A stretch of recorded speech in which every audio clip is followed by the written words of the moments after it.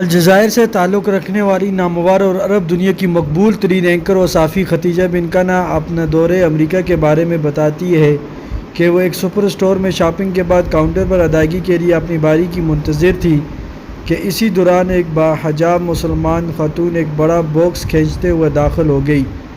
Box غالباً گھاس کاٹنے والی مشین کا تھا۔ خاتون کے چہرے پر تھکاوٹ کے آثار نمایاں تھے۔ خاتون کیشیئر ملازمہ کے پاس چلی گئی اور بڑے ادب کے ساتھ کہنے لگی کہ وہ کل یہ مشین آپ سے کل دیگر اشیاء کے ساتھ $500 کی خرید کر لے گئی تھی۔ کیشیئر: کیا تم اسے واپس کرنا چاہتی ہو؟ مسلمان خاتون: نہیں۔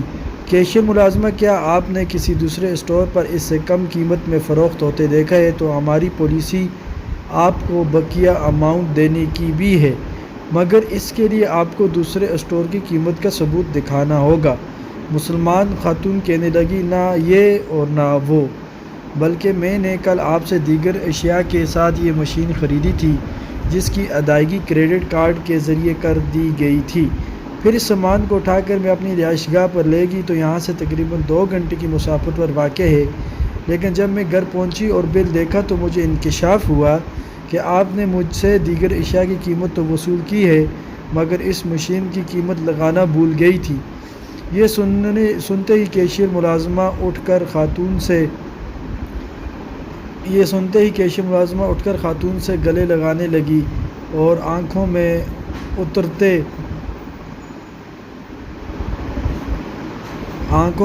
آنسوؤں کو جذب کرنے کی کوشش کرتے ہوئے جذبات سے معمور لہجے میں کہنے لگی کہ پھر جس چیز نے آپ کو 4 گھنٹے مسافت طے کرنے اور ملازمت سے چھٹی لیے مجبور کر دیا۔ مسلمان خاتون بڑی سادگی سے بولی کہ امانت نے۔ پھر انگریزی میں اس امانت کے بارے میں اسلامی تعلیمات کی تشریح کرنے لگی۔ یہ سن کر ملازمہ اٹھ کر شیشے کی کیبن میں بیٹھی ہوئی مینیجر خاتون کے پاس گئی۔ ہم سن نہیں رہے تھے مگر اس کی باڈی لینگویج سے اس کے تاثرات بتا رہے تھے کہ وہ کچھ خاص انداز سے کچھ کہی جا رہی ہے۔ ملازمہ نے توقف کیا تو مینیجر خاتون نے اپنی نشست سے اٹھی اور باہر آ گئی۔